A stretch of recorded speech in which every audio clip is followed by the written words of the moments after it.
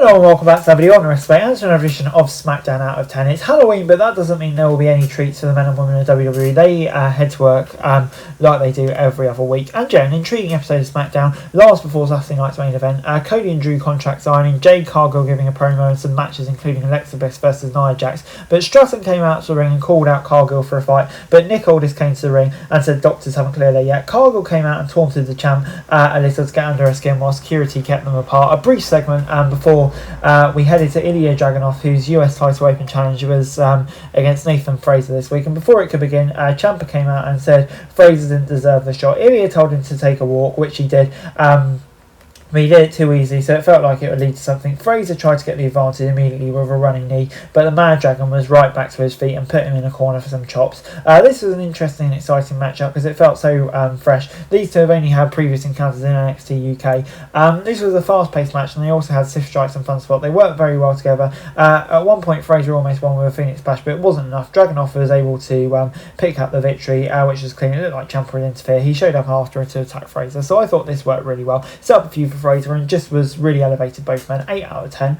Elton Prince is still out with an injury, so Kit Wilson then had to go it alone in the match with Carmelo Hayes up next. Wilson took control, throwing his vest at Hayes before rushing him in the corner. He maintained his position for a little while, but once Hayes regained his composure, he began unloading on them. The Miz showed up and sent Hayes into the ring post while the ref was distracted, but Wilson was unable to capitalise on the moment. Hayes hit the first 4-8 right after for the win. This was short and predictable, but it had moments. The Miz left his former protege down after hitting him with his finisher, so the feud is far from over. I'm going to give it a 5 out of 10.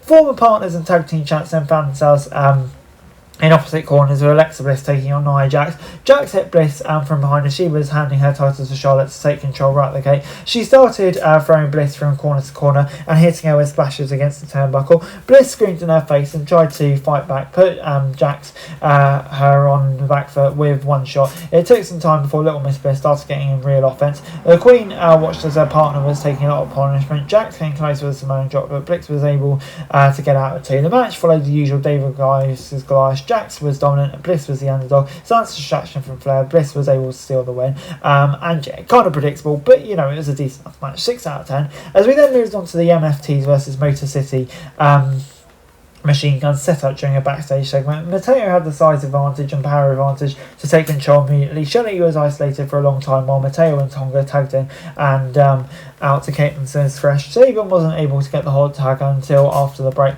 but once he got it, both came in and started going at full speed to take on both opponents by himself. Sadly for MTMG, Saban's burst of offense was too little too late. Tonga got the win for his team by hitting his finisher, and then Tala Tonga added insult to injury by coming in and choke-stacking Sabian, where they forced Shelley to watch. A decent tag match, but with little more time it would have felt better. The way it ended. Phoenix and Nakamura came out to get some revenge for last week's loss, but they didn't fare any better. I'm going to give it a 6 out of 10.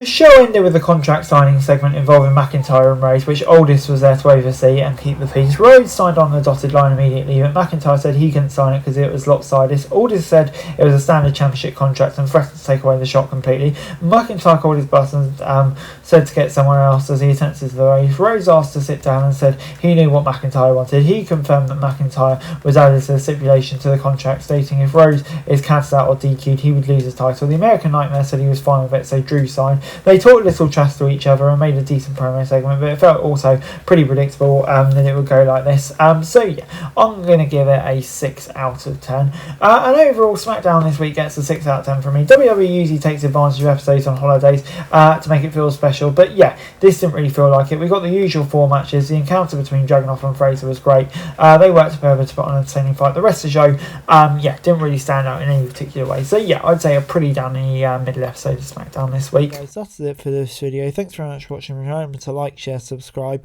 follow us on our socials, link in the description below for daily wrestling news, meme and content. Subscribe to our other channels on screen right now, that'd be greatly appreciated. Thanks very much for watching. Peace out.